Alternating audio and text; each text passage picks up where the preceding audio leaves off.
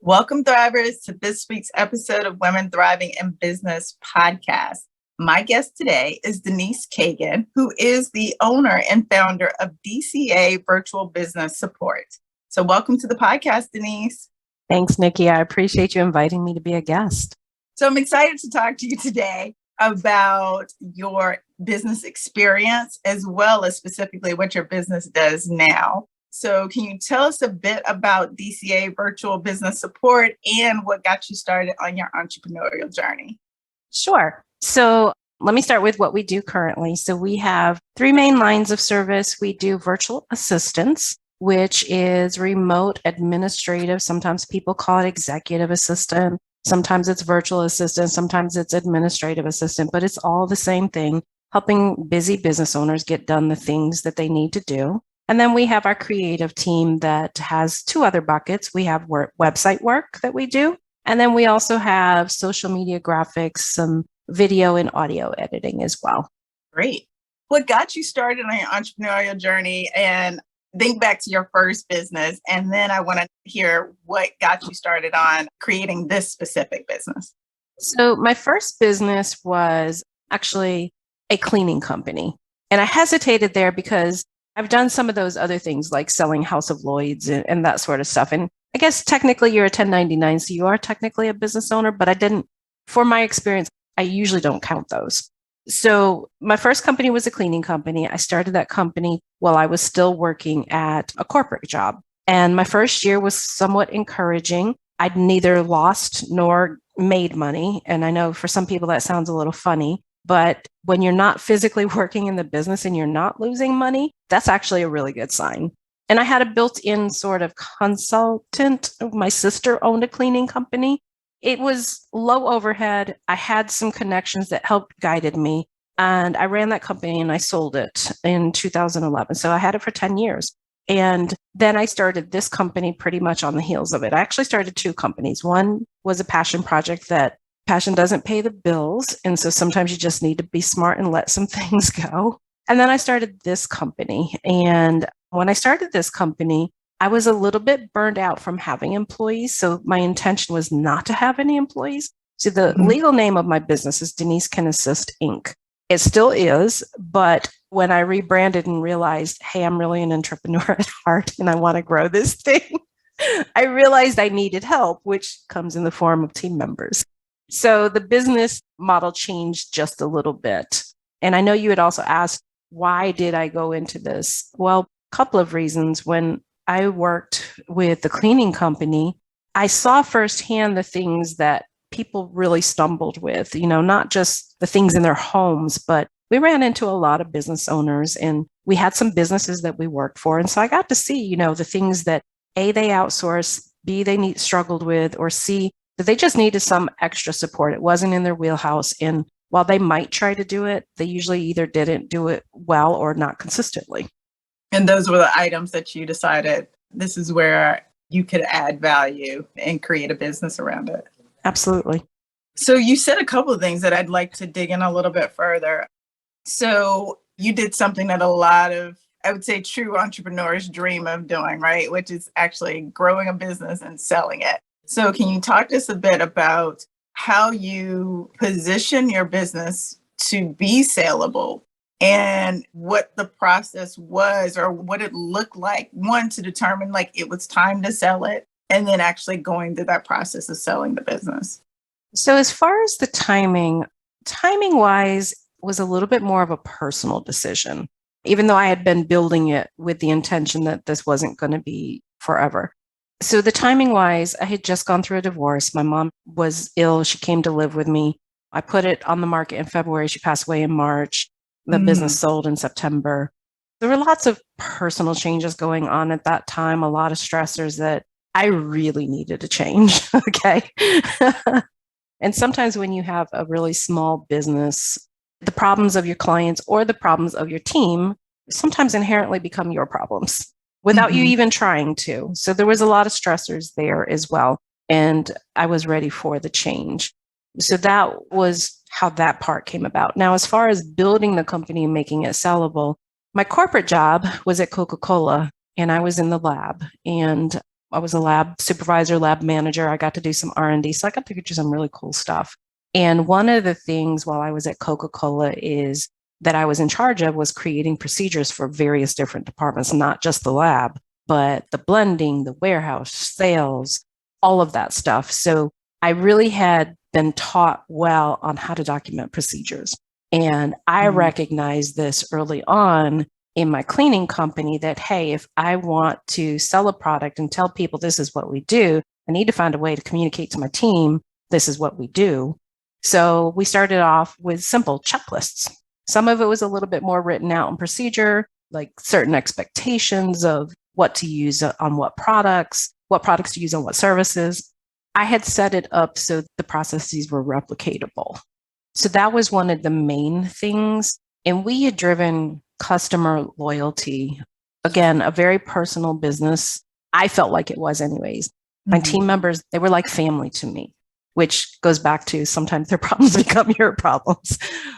We did company picnics every year. We didn't celebrate Christmas in the traditional like office party kind of thing. What we did was we adopted seniors, and we would get gifts come in sometimes from our clients. I would buy some. And our celebration was I would bring in food and we would all wrap them together. That was our celebration. So we kind of grew together as a family. And when I went through all those changes, I was ready to sell the business. Thank you for sharing that. One of the other things that you mentioned is that you realized that you were a true entrepreneur. So can you unpack that a little bit? And really, what is your definition of entrepreneurship and how that relates to how you go about building and growing your business? So for me, true entrepreneurship is I like building things. I like creating things. And I don't consider myself a creative person as in like artistic. I'm definitely not. Okay. I am very creative when it comes to finding out how to pull things together, make them work, diving in a little bit and making them work a little bit better. Very operations procedure oriented, as I kind of described with the cleaning company. So the first 2 years in on this company, like I said, I didn't want employees. I was ready for a break. I had those major changes in my life and I had some fun. I did personal assistance also. That was sort of like low hanging fruit, easy to transition to get clients. I got to go shopping with other people's money. I got to buy really cool gifts for their kids. I did some meal prep. I did things that I didn't think I would ever be doing as a business owner, to be perfectly honest with you, but I was having fun with it. And then it became less fun. When it becomes less fun, it becomes less fun. Some instances like, hey, I'm having a dinner party and this is 3:00. And I'm like, yeah, what do you want me to do about that? And of course, you can't respond that way. But in my mind, that is what I was thinking. So when I realized that a portion of the business was becoming less fun, and it also wasn't replicatable, not in a manner where I felt comfortable. My previous company, I had people in other people's homes, very hyper local, and I didn't want to replicate that model. So I went completely away from the personal assistance portion. And we rebranded roughly around 2013, which is about also when I brought on my first team member. And the rebranding was I took all of the personal assistants out. I helped them find replacements for me. They transitioned off as I started bringing on more business clients. And the clients that I had, they were largely a combination of personal and business. Some of them were more personal, some of them were more business, but it was a combination. And so we transitioned that off. And that's when I started growing the business and just kind of stepped into, I'm the business owner, not the personal assistant. Right. I love that. Now, as you think about you've been building this business for the better part of 10 years, what have been some of the challenges that you faced? Even though you were an experienced business owner, what were some of the challenges that you faced in building this business? So I have a very wide network, which served me really well. First off, I do a lot of networking. However, building credibility to be, hey, I'm the trusted resource for your business after having done two things that were largely in-home type of services, that was a challenge. And so I had to widen my network. So that was one of the challenges early on, and just overall business development. More recently, hiring, I know everybody's going through that. I think our challenge with hiring started a little sooner, and we went on a bit of a self-discovery mission here. We started surveying our employees to try to find out where the stress points were. And one of the things that we discovered is we were doing a really, really crappy job of introducing them to the company and introducing them to clients. And so we changed both of those processes. Okay. We created a whole new hire orientation. So instead of trying to cram everything that we were trying to tell them into 2 hours, which is what we were doing. And honestly, it's a common mistake the small businesses make, because the more time you spend with the team, the more you have to pay them. So you're trying to mitigate the cost with the long-term effect. But I assure you, the long-term effect, what we have seen once we changed it, has been phenomenal. Instead of a 2-hour process, it's between 10 and 15 hours spread out over a couple of weeks. Big change. And then with clients, particularly on the admin side, it functions a little differently on my creative side of the team, but it is more side-by-side training, which, because we're remote, is a little tricky. You literally have to be on Zoom or Teams and watching what the other person's doing to provide the guidance. So It can be a little uncomfortable. Again, the long-term results from that have been phenomenal. Right. I love that, because it's combining kind of the OJT, but also, or on the job training, but also giving that guidance. So it's a little bit of I wouldn't say a mini apprenticeship model, because you're there to help them and they're not just turned loose after 2 hours to figure it out. Right. So I think that period of support is important, because I think a lot of times with a new hire orientation is you're getting all this information that you really have no context for, and you don't have a bucket to put it in. And then 6 weeks later, you're like, what was that they said? If you remember they said anything, you're like, what was that they said? And now you've been there 6 weeks, and who do you ask, right? Like, you're expected to know what's going on. So I love this idea of kind of spreading that out over time. Yeah, we created a syllabus. I call it a visual syllabus. And I keep joking that one day I'll find a different word for it or a different term for it. But it basically outlines, like, hey, on this day or roughly these days, you're going to meet, you're going to do the handbook orientation. On this day, you're going to do this type of training on this, and who it's with, by the way. It has all of that information. You're going to meet your sister team leader. Here's your first few check-ins with your team leader, which is weekly. That we had established way before this.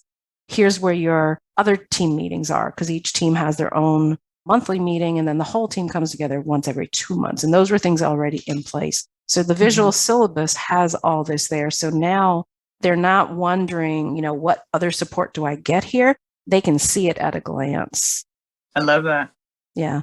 We were in the remote space way before a lot of people were ever considering it. And I suspect there's a lot of remote companies that are going through the same thing. Like, how do I keep them engaged? How do I make them feel supported? How do I train them? I mean, we're remote. It's different when I worked in corporate. In my orientation, I was given a ton of information that was way overwhelming, but I had physical books in front of me, and I had people that were in offices near me that I could always go to and ask. It's a different scenario in a remote environment. And I love the fact that you are creating these standards and norms, because it creates expectations for the employee. Like, this is what I can expect from the company. And it creates an expectation around behavior for the managers and supervisors. And I think that is key to keeping people engaged, to keeping people from forgetting about someone, right? So I think you're exactly right. There have been people are trying to figure this out now, especially even more so as some companies go to a hybrid model. Now there is this unevenness of engagement and touch points.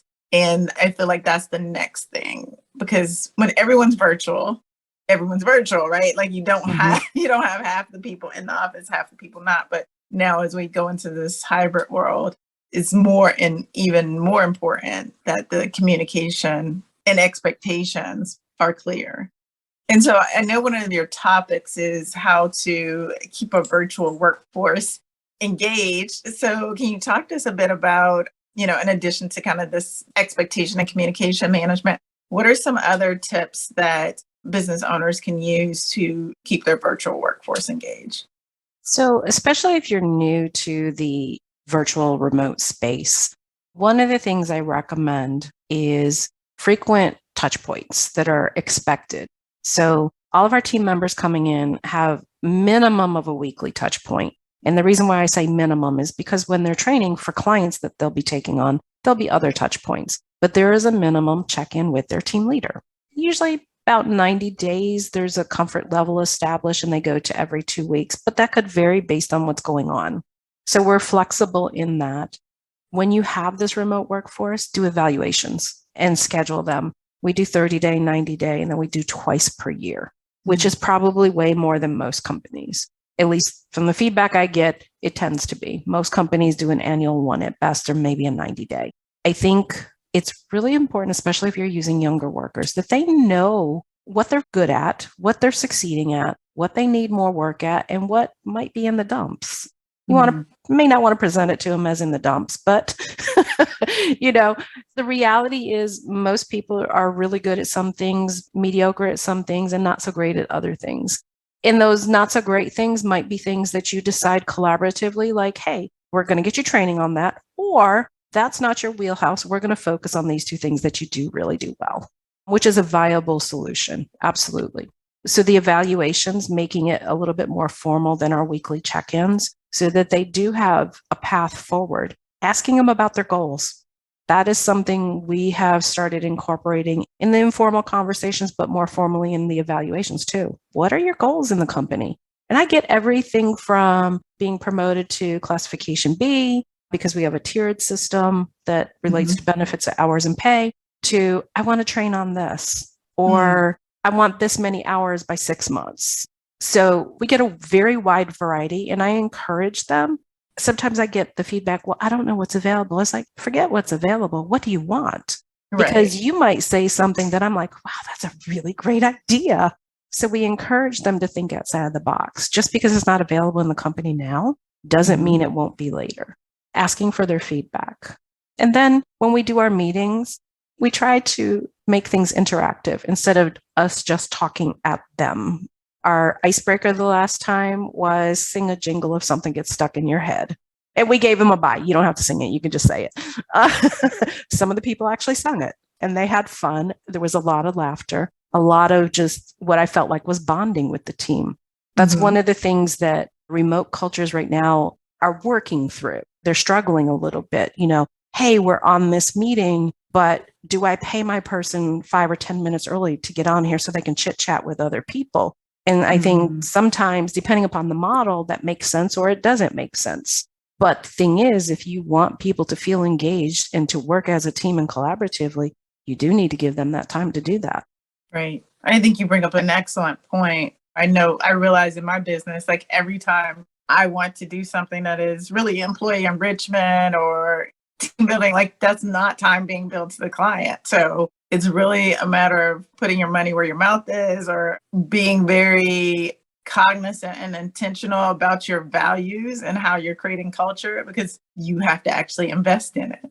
This is not subsidized or supported. And so those 5 or 10 minutes before the meeting starts, like that is an investment, right? That you have to decide if it's worth it. And I hear you saying that that is definitely worth it. That is a way to keep the relationships vibrant and to keep folks engaged in the business. Absolutely. I've heard some of my team members comment about how they play Dungeons and Dragons outside of work. We're kind of techie people, so yes, we get tech nerds as well, and they don't take that offensively at all. And the thing is if they didn't have a chance to speak to each other, how would they know that they're a gamer? Exactly. It's funny you mentioned Dungeons and Dragons. My son and husband are working on creating characters right now. I have never done it. I live with 2 of those people.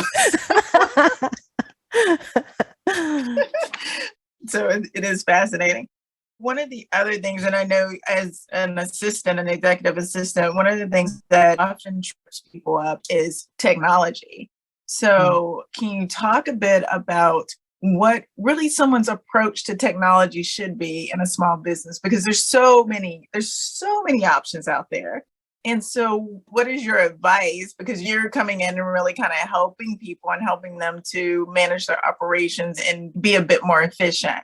What is your advice for approaching how you invest in technology as a small business owner and where to be cautious, I guess, because it's easy to overinvest. It's easy to say like, oh, that has bells and whistles, and you haven't even figured out what you already have in place. So can you talk to us a little bit about some advice in that arena? So I think business owners technology is not going away first. It's always going to be there and it's always going to change and evolve. So let's just kind of put that out there. If you want something that's going to be static and stay the same, you probably aren't very tech forward because you don't understand technology. So being open to technology, understanding that it's going to change and that you'll have to ebb and flow with those nuances is the first thing. And that's a little bit of technology mindset. The thing I think every small business owner should have at some point, even solopreneurs, is a project management system and a CRM. They don't have to be expensive. You don't have to drop $1,700 a month for HubSpot to make this happen. And yes, HubSpot probably does cost about that right now. If you get the full system, they have some other smaller things that are workable, but they don't have the full capacity. We have some that we prefer, like for project management. Our preference is we're always going to lean towards Asana. ClickUp would be the next one. And then there's a few others that we've worked with. And the thing is, they all have some similarities. So typically, if we work in one, we can work in another one, unless they're a very different platform. We haven't run into that yet. CRMs, there are some similarities, though they tend to differ a little bit more. We use Pipedrive in our company. There's things I like about it, and there's things I absolutely don't like about it. Understanding what your goal is with that CRM is going to be really important. If you need it to integrate into all your marketing, you're talking about a higher end thing like HubSpot. If you are looking at it more to keep track of inbound leads and touch points with customers for customer service, you don't need something with all those bells and whistles. Something like Pipedrive or Zoho would be fine, Copper even. So that's the one thing. Where do people go wrong with technology? Listening too much to their friends. Sometimes people with very good intentions will give you misinformation. A recent example, we had been talking to this particular client about their WordPress website. We explained, the differences between the ones. We do work in other websites as well. And literally the contract had been sent to them. They had been sitting on it. We're just waiting for the owner to sign it. And it comes back, oh, the owner talked to his friend and he said WordPress is a bad idea. And I'm like, considering you guys are trying to expand nationwide and it's got the best SEO capabilities because it's open source, that might be misinformation. But of course, I can't say it quite like that. Okay. So, I think not trying to get too many opinions or being selective of the opinions. If you want to know about a website, go to somebody who does websites, not your friends necessarily. And I hear you saying also, it really depends on what your goals are and the purpose of it. So you might have a different purpose than someone else. And that's why Squarespace or something else works for them versus WordPress. And so absolutely. I think we forget that. I think when you're busy and you're trying to make a decision and you try to crowdsource and you just get like that snippet, like, oh, they said this is great and they're doing well, so I must use that resource versus really sitting down and thinking, or even asking the question, well, why did you choose that? What guidance did you get in order to make that choice that you made? I think there's this natural tendency to just want a shortcut. So I also hear you say, listen to the experts and not your friends. Be selective on which friends you're listening to. It's great to give advice from your friends so that you don't feel like you're sitting on an island. I get that. As a business owner, we do need that. But when it comes to technology, there is so many new things. There's Kajabi and Mighty Networks that does all these beautiful websites as well, but they serve different purposes. I wouldn't recommend, if I'm recommending somebody for WordPress, chances are they don't need to build a membership base. They're not trying to sell courses. I would recommend them going to one of the ones I just mentioned if they're selling a lot of stuff. Squarespace or Shopify might be the better one for them. The Wix even has a really decent one. And it depends on like, how are you going to manage it after we build it? We want to make sure that whatever we're doing is something you can manage. We actually install builders on our WordPress to make it easy for businesses to manage them. Yeah, I think that's really important to remember. Like, how are you going to maintain this? Once you've created a beautiful site, how does the business owner maintain that? And it's something that is, I know for me, I think about it, but then I'm so invested in whatever beautiful, wonderful, exciting thing is coming. And I think, oh, I'll worry about maintenance later. But that is a great point, that's something that needs to be considered as you're building and selecting the tools that you're going to use. Well, great, Denise. I think you gave us some really great reminders or pointers on how and why to choose the technology. So thank you for sharing that. You're quite welcome. As you think about your time in business, what are some of the accomplishments that you're most proud of? So there's two significant ones. One is my first business, the cleaning company, and this one, both have celebrated 10 years. I just completed 10 years for this one. I'm in year 11 right now. So super congratulations. Thank you. And the second one would be going through the Goldman Sachs program. And I know you went through this as well. For those who are not familiar with it, I think of it as a MBA crammed up into 2 months, and the capstone project being your company. So there were a lot of really good learning lessons in there. Primarily identified some things that I really didn't know. And immediately coming out of that program, well, within a few months, I actually hired an advisor who has been investing in gold. Seriously, the value keeps going up. It's just been an incredible experience. Wonderful. And how long ago did you complete the program? 2019. Okay. At the end of 2019, right before the pandemic hit. And it's interesting you say that even though you have been in business you had a business for 10 years, and then at that point in time, you had been in this business 8 or so years, and to really discover that there were still things you didn't know. So I want to emphasize that, because I think a lot of business owners think they are supposed to come out the box knowing everything. Or if you've been in business for a year or 2 years or 3 years, like you know everything. And you are with a decade or more of business ownership, and you were able to discover some things that you didn't know and that actually you were able to implement in your business in order to help it thrive. So I think that's a testament to, one, the power of the Goldman Sachs program, which is exactly how I felt.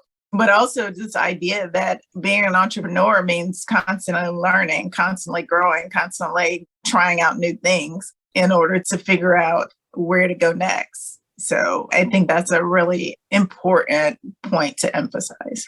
I think that as we invest in our business, we invest in technology, we invest in cybersecurity. Why aren't we investing in ourselves? A coach, a consultant, an advisor, all add value to your company. And I know I have had business coaches previously, and I know that when I did, things started thriving. And there were various different reasons why I didn't continue at that point in time.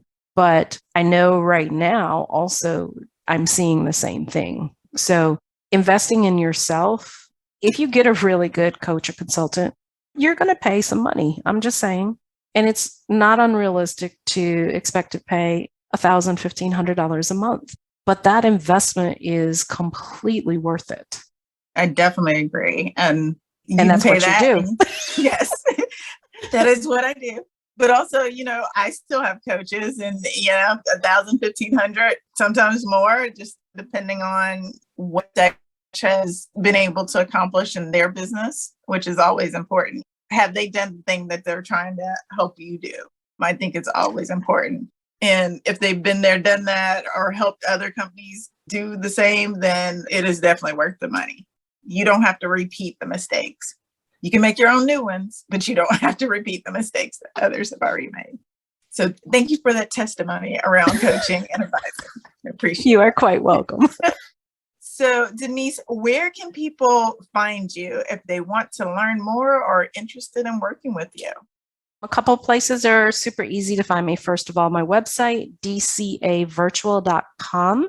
Click on contact me, send the form, it will get to me. You can literally actually schedule a meeting on my calendar there too. Right beside the form is a button. And then, of course, I'm on LinkedIn, and the company has pages on Facebook, Instagram, Pinterest, Twitter. So you can find me on LinkedIn. Just use my name, Denise Cagan, and it's Cagan with a C. Great. And we'll include all of your socials in the show notes. So if folks want to find you, they can easily go there and get the information. So Denise, I always ask my guests 2 questions. And so one of the questions is, what are 1 or 2 songs on your power playlist and why? Okay. So I don't have a power playlist. What powers me through is calm music. So it's more like my Zen channels on Pandora. Okay. Or lo-fi on the lo-fi beats on YouTube. I like it.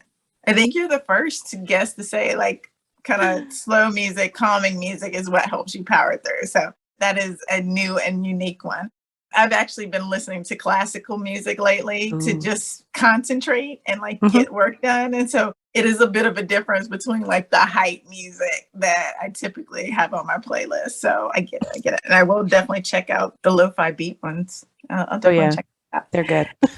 And last question is, what is one book that you would recommend that has helped you thrive in business? I'm going to go back to the very beginning. And this was my first coach. He made me read E-Myth. And everything in there so resonated with me as a new business owner. It talks very subtly to the power of delegation. It still holds true to today, no matter how big you get. It talks to playing to your strengths. It talks to outsourcing the things you don't know. And early on, I started outsourcing things like bookkeeping and payroll. Yeah, I'm smart enough to figure them out, but that's not where my time is best spent. Yes, I love that book. I have it on audiobook and I listen to it. I go through periods of time where I listen to it on repeat and there's always a great lesson. So I think that idea of outsourcing things that are not in your core areas of strength or just where you want to spend your time, I think that's a great lesson that entrepreneurs need to hear over and over and over again. So I think that's great. Well, Denise, this has been delightful. I've learned so much today. Definitely have some tips and tricks that I can take back and use in my business. So I really appreciate your time and being here with us today. And thank you for inviting me. I appreciate that. Great. Well, take care and I'll see you again soon.